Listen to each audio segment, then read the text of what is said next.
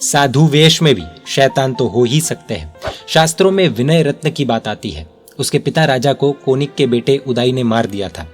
बरसों से उसके मन में बदले की आग जल रही थी, पर उस समय के सबसे बड़े सम्राट को मारना अशक्य, असंभव जैसा था।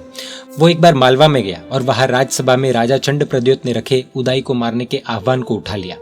उसके पश्चात वो पाटलिपुत्र के नगरी में गया और उदाई राजा को मारने की तरकीबें ढूंढने लगा, पर कुछ नहीं मिला।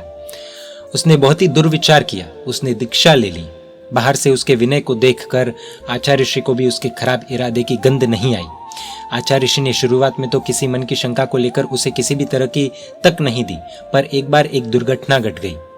उदाई राजा बहुत धार्मिक प्रवृत्ति वाला था। हर पर्व तिथि को वो पौषध करता था और रात को आचार्य ऋषि के पास धर्म सुनता था। आचार्य ऋषि भी उसके राजमहल में रात को संधारा करते थे और उसे धर्म में सहायता करते थे। एक बार कोई दूसरा शिष्य तैयार नहीं होने से आचार्य ऋषि विनय रत्न को लेकर राजमहल में चले गए। विनय रत्न ने 12-12 सालों तक अपने रजोहरण में एकदम तीक्ष्ण कंक लोहे की चाकू छुपा कर रखी थी। रात को आचार्य ऋषि और राजा ने संधारा किया। विनय रत्न अभवी ने अपनी खंजर निकाले और उदाई को मार दिया। वह नवकार महामंत्र का स्मरण करते करते अपने शरीर को छोड़कर चला गया। खून बहता बहता आचार्य ऋषि के समीप आया और उन्हें स्पर्श किया।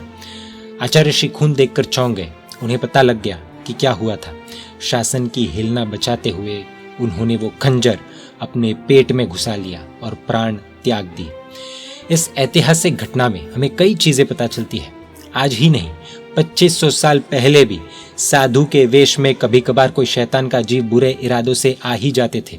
इसलिए ही तो प्रभु महावीर को कहना पड़ा, ऐसे थोड़े प्राणी होते हैं कि जो उन मार्ग में चलने वाले होते हैं। ऐसे जीवों को देखकर कभी भी साधु संस्था पर द्वेष मत करना, वरना अगले भव में हम भी ऐसे ही शैतान बन सकते हैं। सावधान। जय जिन शासन, जय महावीर।